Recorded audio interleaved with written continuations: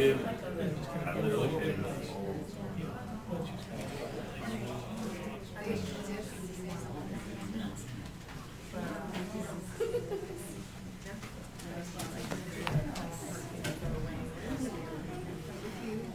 Hockey season started, Matthew. Yes, sir. Yes, sir. How's your pants doing? Injury prone already. Are they? Yeah. Malkin's out indefinitely. Rust is out indefinitely. Bujstad's out indefinitely. So they're struggling. They're 1-1 right now. Their second game was much better than their first. So.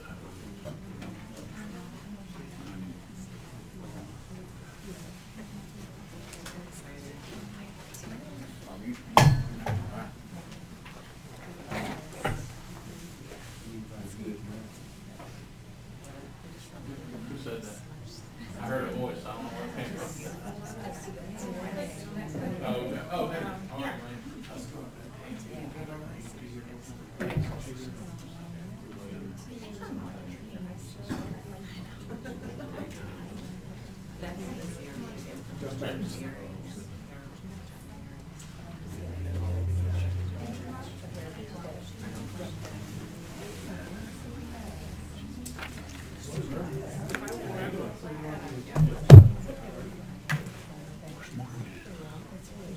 He's working. He had to work tonight. Sheesh.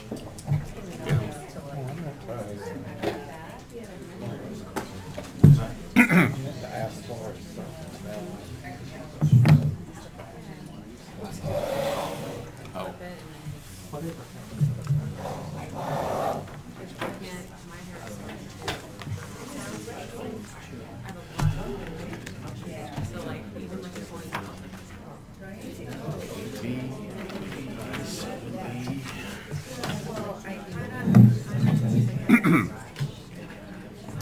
Good evening, everyone.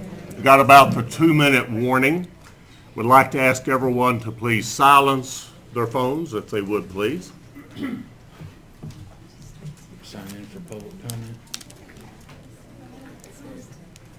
Norris, you want to give him a last call? And one last call for public comment. Anyone else who would like to sign up for public comment? All right.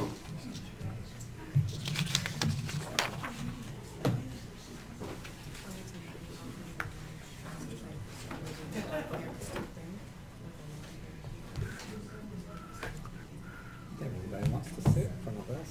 I know. Even took a shower. They're making a clear path for someone to take a shot at.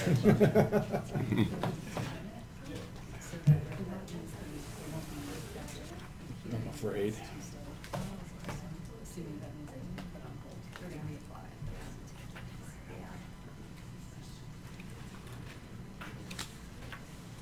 Man, do you have a spare copy, paper copy of the agenda? Right here. Right here, sir. A spare? Yes, sir. Very good. That's all I need. Never mind. Thank you. All right. All right, good evening, everyone. It is time to call to order the regular October 8th meeting of the Madison County Board of County Commissioners. Let us all rise for the Pledge of Allegiance.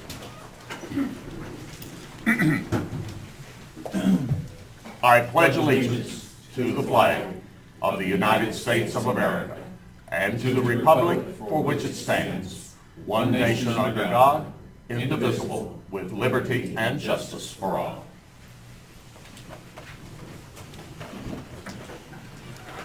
We will now have a moment of silence.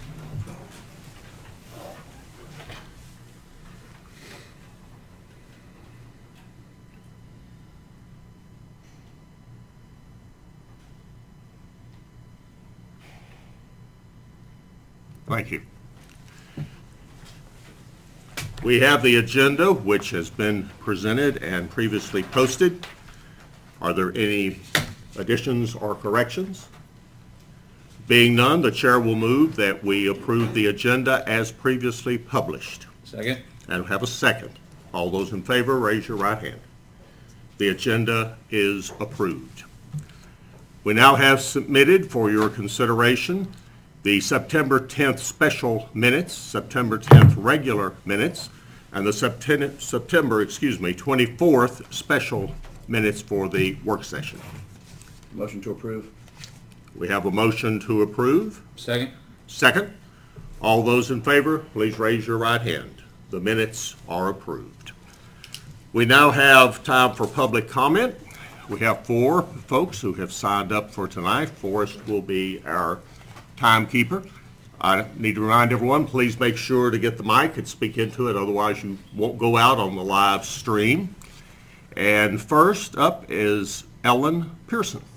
Ellen, come on down. Good evening. Good evening. I want to thank you for that moment of silence. It's the first one I've had all day. Hey. I think we can all appreciate that. Yeah. Let's see if this thing's on. All right. I think it's on. Is it on? Yes? Yes, ma'am. All right. I could use my teacher voice. Yeah, thank you for that moment of silence. I actually am bringing you sort of a cheery thank you message, I guess. Fall is here, the ghosts are up at the Polly Robinson House in Marshall, so y'all come visit. I hope that you've all found an opportunity to come to Marshall over the past couple of months. I've noticed all the renovations that are underway on Main Street. It's amazing. Some very long vacant buildings are being rejuvenated. The old fire station is being made into a business and living space. Community Housing Coalition is open. Their grand opening is on 3rd Thursday this month. It's just, Madison County Arts Council is back. There is a vibrancy and a real sense of optimism on Main Street in Marshall these days, and I do think that some of it has to do with the fact that the weight of the asphalt plant hearing is off of our shoulders, and I'm very proud that, and I want to deeply thank the Board of Adjustment once again for their well-considered, for the time that they spent, and their very well-considered decision. I've read the official record of the Board of Adjustment ruling, and I can just imagine what a daunting job it was to distill those many hundreds of pages of testimony into that, hopefully, final document. To my knowledge, the applicants for the asphalt plant have not filed an appeal, and I'm hopeful that they will not. However, should they exercise their right to appeal, I'm confident that the county will continue to protect the community and uphold the decision of its appointed board members in court. We, your constituents, well, I guess I should just speak for myself, I, your constituent, trust you to appoint officials who consider it their most important duty to protect the county and all of its citizens from harm. The Board of Adjustment fulfill their commitment to the public, and I'm certain that no matter how difficult the job, you all will keep your promises and support the decisions of your appointed officials. Thank you very much for your service. Thank you. Pete Flab, please come down, Pete. Thank you. And again, if you would also be kind enough to introduce yourselves for the stream audience. Evening, Pete. Good evening. My name is Pete Fland, and I live in Marshall. And one of the most interesting things about community government is when people volunteer to undertake actions on behalf of the community. Recently, the Board of Adjustment went through a painstaking period of time hearing all sorts of testimony and input to reach a decision on a highly controversial issue. Regardless of whether it went one way or the other, these people did an outstanding job in terms of the time they spent, the care they took. They have rendered a decision. It is my understanding, at least there was something in the paper today, that the attorney for the asphalt plant said that they intend to appeal on the basis of law. That is their right.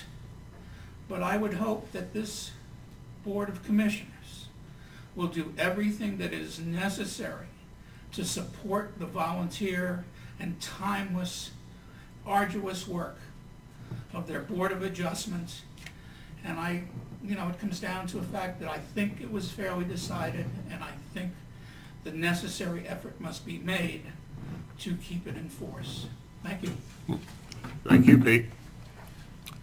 John Davis. Evening, John. Good evening.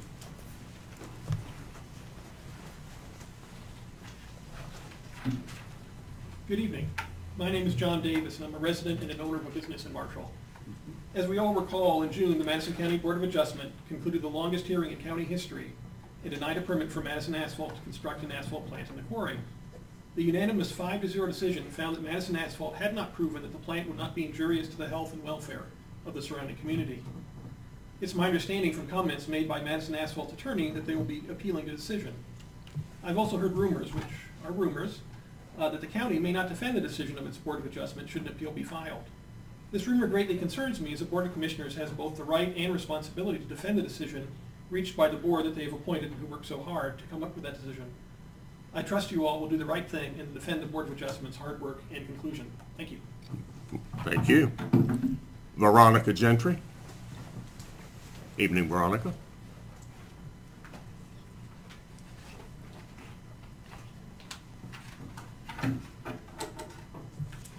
Good evening. I'm Veronica Gentry. I live in Marshall.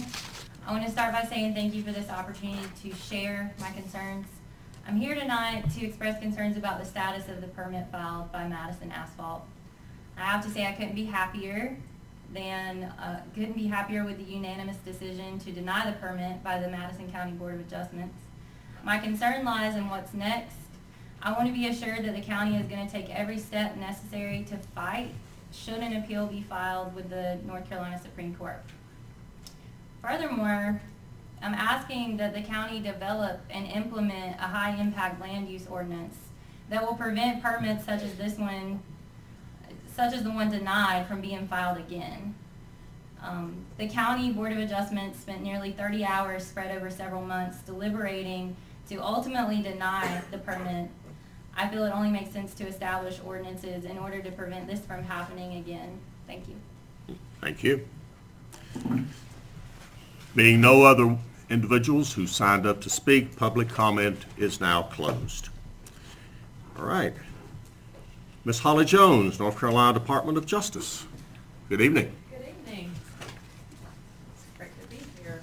Glad to have you in Madison County. Yes. I'm going to zip around here so I can drive the PowerPoint. And let me first start And I think by a couple of us may bragging. need to move out of the way. I want to start by bragging on your staff. Let's see, make sure this is on. They have been amazingly helpful, and hopefully that little red light will come on. Well, sometimes it takes a minute. Do you have a magic? Do you have to hit it twice? Have to do it twice? One. You have to raise 1 foot. There There you go. Did it go? Yep, Oh, okay, we're good? we're getting there, I think. Okay, cool. Well, I'll just be patient, which is not necessarily one of my virtues, but, We can have another one of those much cherished moments of silence if we need to. right. Well, I can, is it moving now? It is. Aim at that. Okay, I'm gonna aim at It's that. coming, it's coming. Oh. Yep, don't do it. If you do it again, it's gonna turn off. Okay, yay, Okay, okay, we go. superb. Okay, patience is a virtue that we've all, been reminded of, especially me, just in the last couple of seconds. But, wanted to just, my name is Holly Jones, and again, thank you so much for, extending this, invitation, accepting my, overture to be a part of this committee, meeting today. And wanted to thank the staff. They've been very supportive in getting me set up, and I'm very grateful for that assistance. So I work for the Attorney General's office. I am based out here in the West and get to serve the Western region, lucky in that regard. And tonight is what I want to spend just a few minutes with this board about is the opioid crisis. And one of our responses in the Attorney General's office the More Powerful NC awareness campaign. And as some of you may know, addressing the opioid crisis has been one of Attorney General Stein's #1 priorities since taking office. So sadly, in North Carolina, for the first time, drug overdoses have eclipsed car crashes in terms of becoming the #1 cause of accidental deaths in North Carolina. And every day in North Carolina, 5 North Carolinians they die. And we know that many more are hospitalized, and even more than that are in the ER. The problem has been worsening year by year, and we particularly see this increase happening as of the last couple of years because of heroin and its synthetic cousin, fentanyl. And as we all painfully know, opioids do not discriminate for rich or poor or old or young or Democrat or Republican, rural or city. They leave a trail of death and misery in their wake, and it's happening all across North Carolina, and we are concerned about it and know you are too here in Madison County. So basically, our approach in the Attorney General's office is basically to come at this from a 3-legged stool approach. We can't turn this crisis around unless we're looking at prevention, treatment and recovery, as well as enforcement. It really takes all 3 for us to begin to address this crisis. So what I wanted to do was to start by just touching on briefly some of the initiatives that we've launched to date. The first one has to do with reducing over-prescribing of opioids. And the first thing we did out of our office was we drafted legislation called the STOP Act, and that stands for Strengthen Opioid Misuse Prevention Act. And this was a really important first step. Basically what happens with this legislation, there's a lot of important components of it, but the first thing it did is require prescribers to check a database that's entitled Controlled Substance Reporting System Database. The doctors need to go there to see if the individual is receiving prescriptions from someone else. So what this does is it really reduces doctor shopping.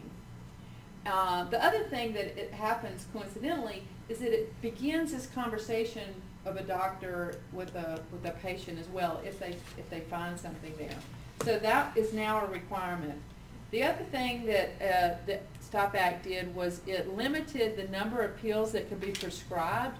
It limited to 5 pills for acute care, and then 7 pills for 7 days. I should say 7 days of pills for post-operative pain. So that really reduced what was going to be in the supply chain. Incidentally, I wanted to just let you know that I think this is already having an important effect. And there's some great tools online where you can check by county what is happening. And I checked Madison County's numbers. Oh no! Okay, so, okay. What do you think's going on? Loose cable. Here, I've got it. If everybody wants to look online. It seems to come back. It's like this little pre-Halloween thing going on here. But basically, I checked Madison County's numbers before coming here. And the quarter before the STOP Act, there were, I think, 334,000 pills prescribed in that quarter in Madison County. Just in that quarter, 334,000 pills. This last quarter that there was reporting in 2019, there were 248,000 pills. Still a lot of pills, But that is a dramatic reduction. That's a 26% reduction just here in Madison County. That's 86,000 pills less that quarter than was prescribed the quarter before. So I attribute at least a part of that, a lot of that decrease to this act. So just wanted to share with you some of those real concrete numbers in Madison County. The other thing that happened, we also got in that act that got rid of pads, prescription pads, and everything is now e-subscribing. So the next thing we wanted to do was really to talk about enforcement, because folks that are profiting off the misery of people's, in terms of drug overdose and death, they really deserve the full impact of the law to punish them. So what we did in terms of to know what the right thing to do is we convened law enforcement professionals, sheriffs, police chiefs, the SBI, the DEA, a lot of different folks from the district attorney's office, and we asked them what resources that you need to do your job to help curb these problems, to reduce the diversion of prescription as well as to reduce the trafficking. And they basically gave us input that resulted in the Synthetic Opioid Control Act and the HOPE Act. And both of those give law enforcement more tools to do their job to curb the diversion as well as the illegal drugs on our streets. Which leads me to the major part of my presentation, which has to do with a public awareness campaign called More Powerful NC. And over the last couple of years, Attorney General Stein has basically crisscrossed the state and done about 25 town halls or so. But y'all know the good folks that come to town halls. They come from all different aspects of their community members, their law enforcement, their health officials. A lot of folks coming together and talking about this problem. And we basically, there were two major themes that came out of this, these town halls. One of them is that we found out there was this wide ranging of awareness and understanding. Some people were painfully aware of the impact of the opioid crisis and what it can do tragically. And some people were really, what is going on? What is causing all this? What's everybody talking about? What is an opioid? So again, in these town halls that were across the state, this very wide range. The other thing that we saw was that people wanted to be part of a solution, which I think is really, inspiring and encouraging, but they didn't know how to do it. So like they wanted to begin to change their communities and support folks in their communities, but how to do this, they were unsure. So in the spring, there was a coalition of folks that came forward to launch this campaign, this More Powerful NC campaign, and part of this was our office, the Department of Justice, the DHHS, Department of Public Instruction, Department of Insurance. We had private partners like Atrium Health and Blue Cross Blue Shield. There was also a lot of private businesses as well, including the Carolina Hurricanes. And so this bipartisan public-private effort came forward, and this public awareness campaign was launched. And basically what happened is, so I wanted to show you, this video. The More Powerful NC has a media campaign, and it also has a campaign on digital and social media as well as the website. But let's watch this video together first. North Carolina. Our state is such a beautiful place. But look closer. Closer. You might be surprised by what you see. There are millions of unused and leftover opioid pills in this state alone. And when you look closely, you start to see the problems, the misuse, the addiction, and the fact that opioid overdoses have doubled in the past 10 years. Almost 30 deaths every week. That's more than 5 every day. Oxy, Vicodin, Percocet, morphine. There are enough powerful opioid pills in North Carolina to stretch from the mountains to the beaches. And for many of us, the danger is right here at home, hiding in our own medicine cabinets. These unused and leftover pain pills are everywhere. They're overwhelming our state and devastating lives. But there is something more powerful than these pills, stronger than opioids. It's us. All of us. Together, we can take the first step in solving the problem. We can take back our unused and leftover pills. We can talk to our families about the risks associated with opioids. We can ask our doctors about alternatives for pain management. And together, we can overpower this deadly epidemic and take back our communities. To find a drop-off site near you or for resources and treatment in your area, visit morepowerfulnc.org.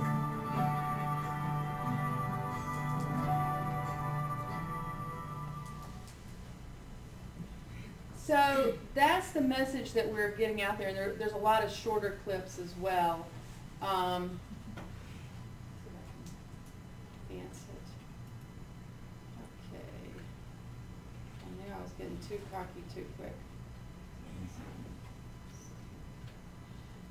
I want to talk a minute about the website. This is a great tool, and it basically has 3 different tabs that have great information. One is about getting help, because we found that people did not know where to turn for help when they wanted treatment, or family members how to connect their loved ones that might be struggling with substance abuse to treatment. And this Get Help helps navigate some of those questions. It also has information about the Good Samaritan law and Narcan.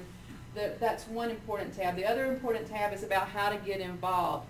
This has got some fantastic resources, and it was created exactly for communities like and counties like Madison. So there's stuff that's already made for communities that you can go in there and print out, and you don't have to create everything anew. So like take-back cards and posters. There are toolkits for educators and toolkits for faith communities. The idea is to give communities the resources right there, what they need, so they can go forth in whatever venue they're in and begin to use them right then and there, as opposed to having to use the energy to create stuff. It's created for communities there. The toolkits are really, really super. The Get the Facts is just exactly what it sounds like. It has more specific information about addiction, about what are opioids, what is pain, more information about pain. A lot of people don't know about alternatives, and et cetera, et cetera. So it's a great website. I hope you'll all think about visiting it. The messages you're going to see that carry forward from the digital campaign and then the advertising campaign and the website are basically 3 that we decided to focus on. One is to take back unneeded drugs. And incidentally, that the whole one of those tabs also will point people in where you can dispose of your drugs. The second theme is talk to your healthcare provider. This is so important that we're having these conversations, because so many patients just don't ask the questions. They just think they've got a bottle of medicine that their doctor prescribed. Surely they're supposed to take it. So hopefully these conversations will begin. And the other message is talk to your family. Particularly important with young people, that we're giving them the message about prevention very early. This is something I think about a lot as my daughter is in high school, and we just have this conversation a lot. So what can y'all do? Several things. One is there's a place on the website where you can, as an individual, you can go and take the pledge and say, here's how I'm going to be involved in this effort.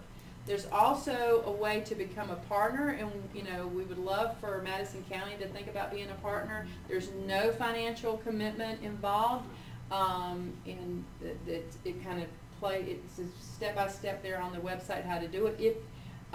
There's also, we'd love for you to consider passing a resolution. If you do that, let us know. We'd like to promote that. And then also, if you have opportunities to link this site to your site, that's always great too. We'd love to get your feedback about this campaign, what you like, what you would like to see in the future. That would be really helpful. So, because at the end of the day, it's going to be these partnerships, how we turn this around. The partnerships with law enforcement, partnership with policymakers, partnership with healthcare providers, and partnership with the community. Wanted to just take the last minute or two to tell you about a couple of other important issues that are coming out of our, one important issue that's coming out of our office as well that's around partnership, and that has to do with pretrial release. This also connected, in part with some of this issue that we're talking about in terms of substance abuse. But what we're finding is that we need to take another look at how the criminal justice system in North Carolina is thinking about how folks are treated between arrest and trial. And we know that this is a very sensitive time, and we also know that if this is not done, this can just wreak havoc on people's lives. There's could be job loss, and ironically, if someone is detained inappropriately, that can actually increase their likelihood for criminal activity. So we know that we want to keep people that are dangerous or they're not going to show up for their trial. We want to detain those folks, but other folks, that it doesn't benefit the county's coffers or the individual. So how we're thinking about, we identify these folks is really important, and we need your help in this effort. And we found that the most innovative solutions are coming from the counties. In fact, earlier this year we had a summit, and we had different counties come together and shared their approaches, and we're going to start doing this regionally as well. So this is just a little commercial. So when we set the one in the West, I'll make sure that y'all know, because we'd love to have Madison County at the table for this really important conversation, because we really think that it shouldn't necessarily be about how much money you have in the bank, whether you have to stay in jail or not. It really needs to be about some other more important public safety matters. So again, these partnerships with counties are so important. Thank you for your attention and for the opportunity to talk to you today about the More Powerful NC campaign. And if there's any questions, I'm happy to take them. Holly, thank you. You're welcome. I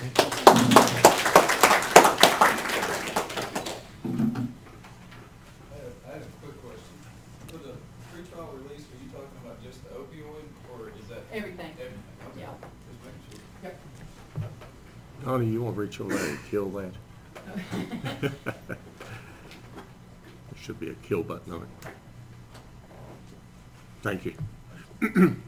Take care. Thank you for coming to the association meeting too. Absolutely. Any way I can help going forward, I'm here. Take care. Safe travels.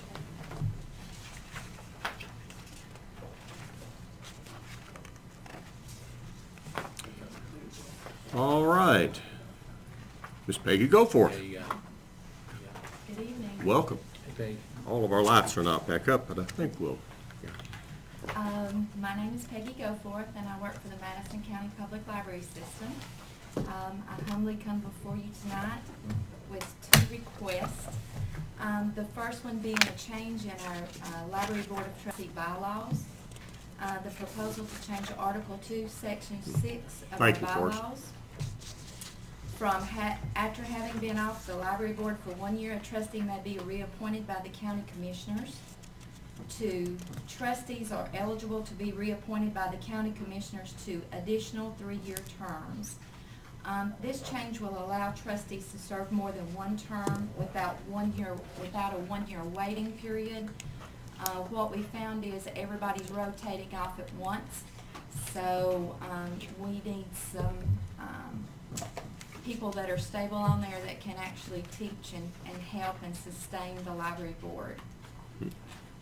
All right. Any questions, gentlemen? It's very clear. Peggy, did the board consider staggering terms? We did, but it was very hard to find somebody to fill the positions, so they sort of all got bunched in together, because in the bylaws it states that whoever is serving stays until the person, another person is appointed to that term. So their term actually starts during that time once they're appointed. Okay. Donny, have you had a chance to review this? They're Fine with you. Okay. Any other questions? All right. The chair will entertain a motion to approve the change in the bylaws for the Library Board of Trustees. Motion to approve. We have a motion. I will second. Is there any further discussion? All those in favor, please raise your right hand. And again, Peggy, thank you and all of these trustees and all the friends of the library. I know we say it a lot, but we do have what is nationally recognized as the finest rural county public library in the country. That's fact. And it did not happen by accident. No, Now, I'm going to put you a little bit on the spot. How many years have you been with the library? A little over 25 years now. So, thank you and all the other dedicated people. That's what's made this happen. Thank you. Thank you. All right. She has another one. Yes, another item is the service animal This policy. is the fun one. The library walks sort of a delicate line with our animals, because we do use and entertain animals for our programs and stuff, but we do not have a service animal policy right now currently. All of our staff love animals, and we all have animals, but our patrons we're finding are bringing their pets to the library with them. And that includes everything from dogs, cats, ferrets, iguanas, monkeys, gerbils, ant farms, chickens, mice, rat, hamsters, guinea pigs, parrots, spiders, and snakes. Did we sign them up for library cards while they were there, Peggy? Billy tried to, but the snakes couldn't sign. We have had arranged from one snake to I had a bag full of snakes poured out in front of me. So this causes a lot of upset with our patrons. Anything from they're actually really frightened to some allergies. And we've actually had to call 911 before because of some of those. So when we ask the patron to take the pet back outside, a lot of times they're really good about complying and doing that. But then we run into some that just refuse to do that. So we don't have a policy to back up the staff to support them in the effort, you know. So with the policy that's before you, it will set guidelines in place to help our staff and our patrons, but it also will follow ADA compliance. Right. So we humbly and respectfully request that you will approve this service animal policy. All right. Is there any discussion, gentlemen? Donnie, again, it complies with ADA As and, long as it complies with ADA, it would be sufficient. yeah. Forrest, do you have any comment? It's a good policy. Yeah. All right. Mr. Chair, I move we accept. We have a motion. Do we have a second? We have a Second. motion and second. Being no further discussion, all those in favor, please raise your right hand. Yeah, thank you. Also very much. Thank you, Peggy. All right, Mr. Chris Maney. Come on down, Chris.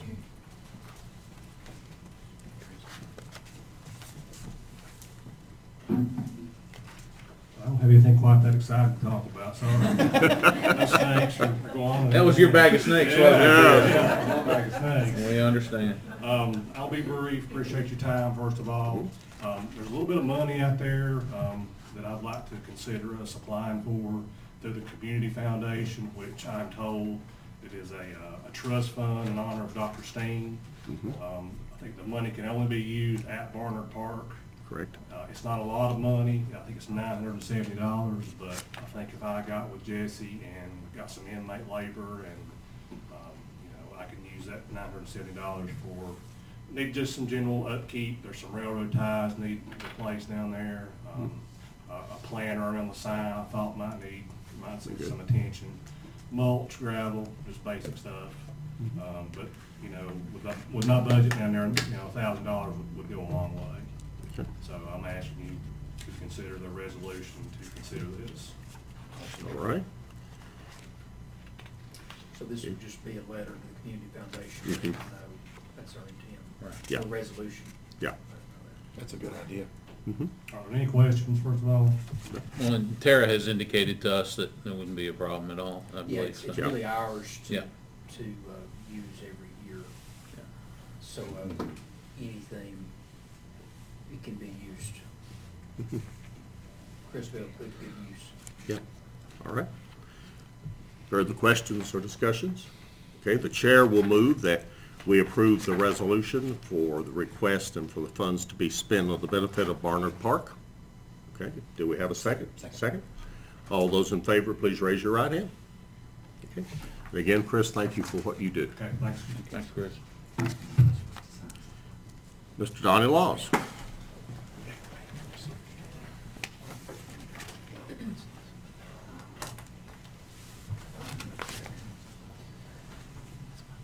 Chairman, members of the commission, I have two items. Both are involving leases. The first one, we are actually the tenant in the lease. It involves the Mars Hill Convenience Center. We had a lease for the convenience center that expired at the end of last fiscal term. You authorized me to negotiate Ms. Hazel Willis for a renewal of the lease. Very nice and kind lady. She negotiated quite vigorously, which resulted in a $25 a month increase in the monthly rent from $400 to $425 per month. Will be a 3-year lease. And she has already executed the lease. You all have prior to tonight authorized that amount. Simply on the agenda for your execution and final approval of the lease. We will owe her retroactively through July the 1st, I think a total sum of $300 because we paid her in advance under the original term. And I've spoken with Ms. Carey in the finance office, and upon your approval of this, she will be sending Ms. Hazel a check for that amount. So I'll need you to take action to approve this, and I have the original of the lease that I can give to Ms. Mandy for your execution if you approve it. Okay. Gentlemen, is there any question? No. All right. Do we have a motion to approve the recommended lease? So moved. Motion. Chair will second. All those in favor, please raise your right hand. Thank you, Okay. Mr. Chairman. We have one other item, Donnie. The second item, you are actually the owner of this tract of land. It is approximately 2 acres that is up off of Elderberry Lane. You have been in some negotiations with representatives of the Madison County Cal Ripken baseball league. I think they are quite anxious in wanting to get started with that site to develop it as athletic fields. In August, you spoke about this lease. In order to enter into a lease, you have to give notice, publish it in the newspaper at least 30 days prior to the execution of the lease. You did run that notice stating that your intent was to enter into a 10-year lease for the sum of $1 per year, provided that they would use that the demised premises for athletic fields to be used for the residents of Madison County and also for invitees, for folks who may want to come in and use that. There's protections in there for the county. They will be responsible for the maintenance, the construction, the supervision. We'll be carrying insurance on the properties, all the protections that we generally put in leases to our community centers and other items of property that we do lease. So there is a resolution that is in your package that if you approve that resolution, then it will authorize either your chairman or your county manager to actually execute the lease. I believe Mr. Gilliam will then get with the folks from the Cal Ripken Association and have them execute the lease, and hopefully they'll be ready to turn some dirt up there very soon. Good. All right, gentlemen, are there any questions? Motion to approve. We have a motion. Second? Second. Second. All those in favor, please raise your right hand. And I will Very leave good the work. original of these documents with Miss Mandy, and hopefully you can sign them before we leave here tonight. We will do that. Thank you. Thank you. Forrest?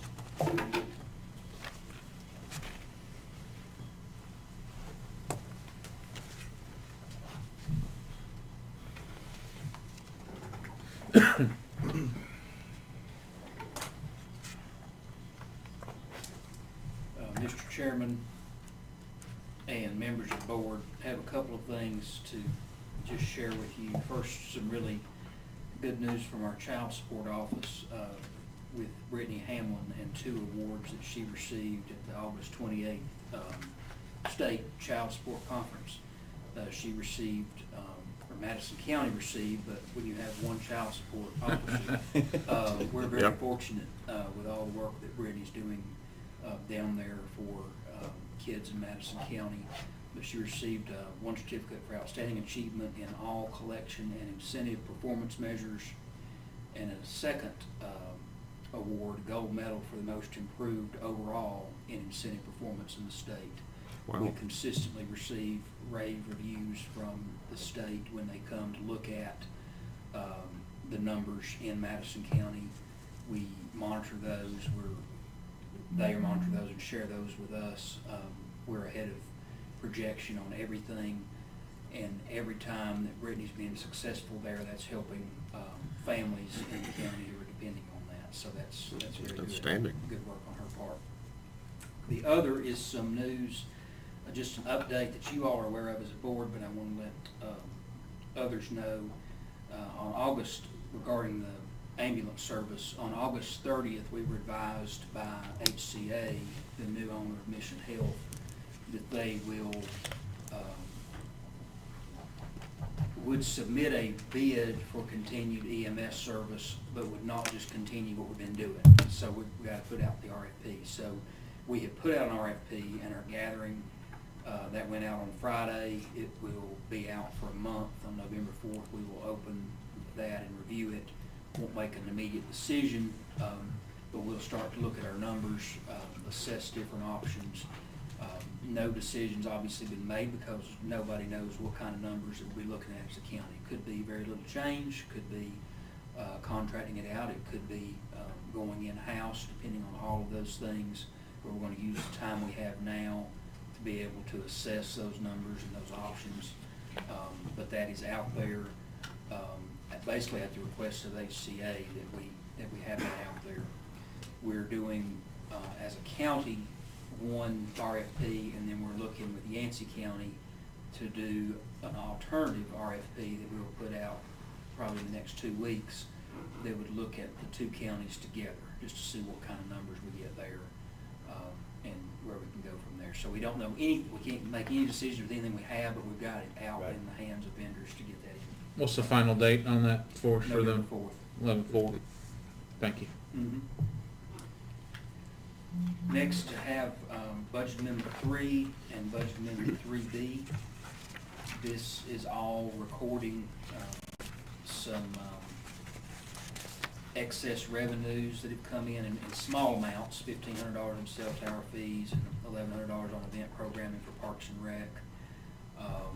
some grant funds that have come in at the animal shelter for spay, neuter, a respite grant at Community Services, money for our aging plan, a grant at the landfill for signage at the collection centers, and a change in the Smart Start grant. Our Smart Start contracts with the health department for our Kith and Kin program, that will be a half-year program instead of the full year, so this amends that number down.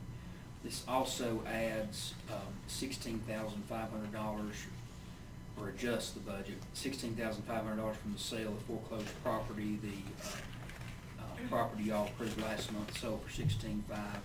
We're reducing the 2015 ad valorem prior year's tax by the same amount because that's effectively back tax revenue. I do want to say that the newspaper, I understand why they look at the deed stamps when they look at the deeds, and we're not paying the conveyance tax. So they put that value in the property transfers as zero. We did not give property to anybody. We sold that property for $16,500. So that has been out there, and those are all in there. And then you have Budget Amendment 3B that moves some money from contingency for purchase of radios for animal control, and then a grant for the sheriff's office that was awarded this summer for body cameras. This records that revenue and that expense. Congratulations to the sheriff's office and Detective Goforth for work on that. And that's your budget amendment. It adds money to contingency at the end of it. Okay. Any questions, gentlemen, on Budget Amendment 3 and 3B? No, sir. Being none, the chair will move that we approve Budget Amendments 3 and 3B as proposed. Have a second? Second. Second. All those in favor, please raise your right hand. All right.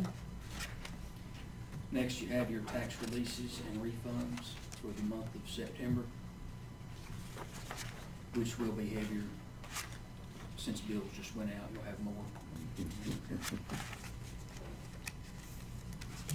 Okay. Again, are there any questions? No, sir. The chair will entertain a motion. Second. Need a motion. I thought you did a motion. I'm so I sorry. will move. I have no Well. problem. Second. Okay. You want Any to do a further motion? discussion? Let me do a motion, Mr. Chairman. I don't mean to go out of order. No, we're good. Second. We're good. Okay. We're good. You gotta help the old man out here. Okay. All right, we have a motion and a second to approve the tax refunds and releases as proposed by our county manager and the tax office. Being no further discussion, all those in favor, please raise your right hand. Okay.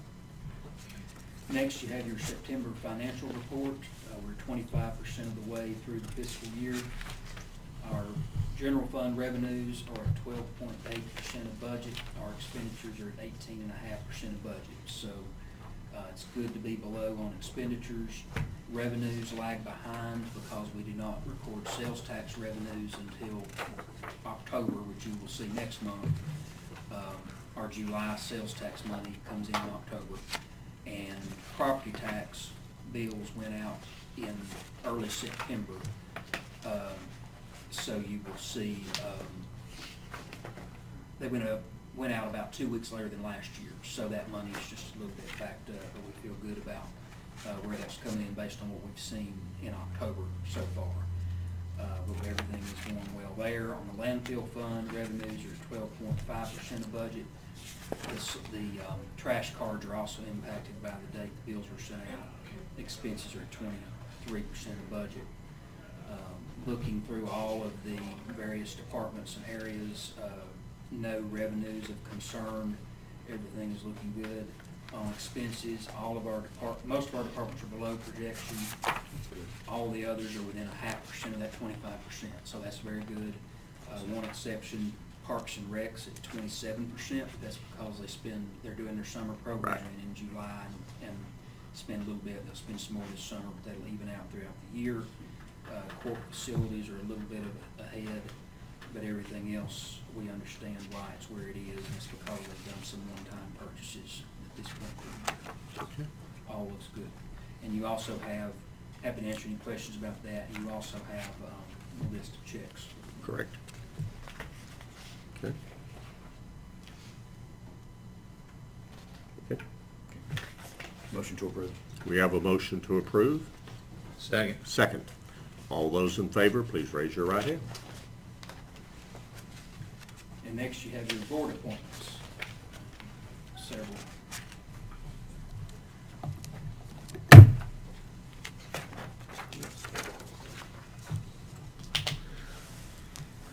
Mr. Chairman, I move for the vacancy on the jury commission.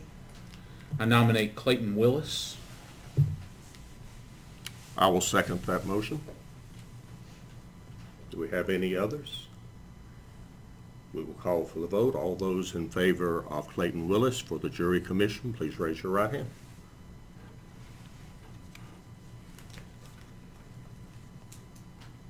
Mr. Chairman, for the open position on the library board of trustees, I nominate Barbara Merrill. Barbara Merrill has been nominated. Do we have a second? Second. Have a second? All those in favor, please raise your right hand. I seem to be the resident loudmouth tonight since we're missing two guys, but in regards to our open position on the nursing and adult care home community advisory board, I would like to nominate Ted Roberts. Mr. Roberts has been nominated. I will second that one. All those in favor, please raise your right hand. Thank you. And in regards to the open position on the planning board, Mr. Chair, I nominate Kevin Morton. Okay. Have a second? Second. Second for Mr. Morton. All those in favor, please raise your right hand. Okay. I believe that covers the currents. Okay. Thank you all. Absolutely. Thank you, Forrest. Being no other business to come before the board this evening, the chair will move that this meeting is adjourned. Have a second? Second. All those in favor, please raise your right hand. Have a safe trip home, folks, and a happy Halloween.